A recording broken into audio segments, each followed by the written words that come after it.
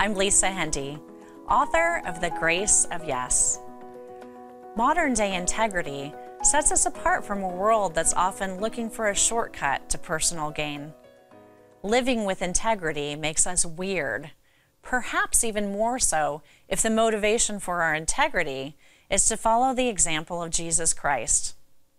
Proverbs 19 opens with the advice, "Better to be poor and walk in integrity than rich and crooked in one's ways." In a world that seems to value fame and fortune, this is pretty countercultural.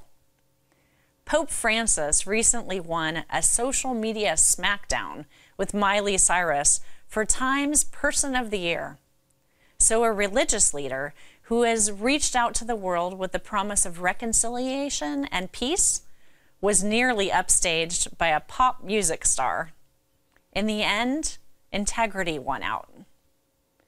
If we want to be truly effective in our evangelization efforts, we have to first realize that we'll have a greater influence because of our actions.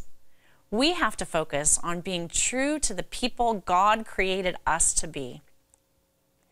Most of us will not spend our days cloistered from a society that so frequently runs counter to the notions we hold most dear.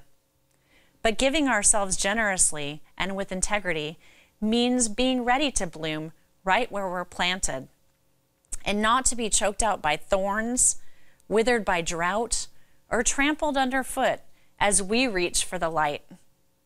We're called to live our yes in the world as we find it, and to speak our yes to that waiting world. The grace of integrity can teach us how to do that. St. Luke wrote in his gospel, "The person who is trustworthy in very small matters is also trustworthy in great ones. And the person who is dishonest in very small matters is also dishonest in great ones." Sadly, there are too many times when I'm tempted to compromise my values.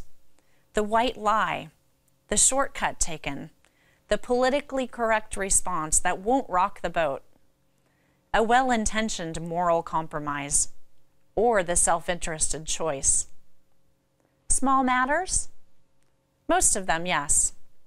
The waters we wade in become so murky at times that we don't even notice small moral compromises we've made until we're through it. The deed has been done, and the moment of remorse is kicked in. What then? Throw up our hands? Call it a lapse in judgment and move along? We can't allow ourselves to be paralyzed by our all too human shortcomings.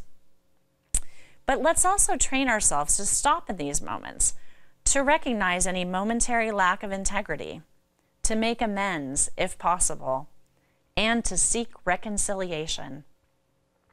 When we begin to look at life from this small matter perspective, the challenge can be overwhelming.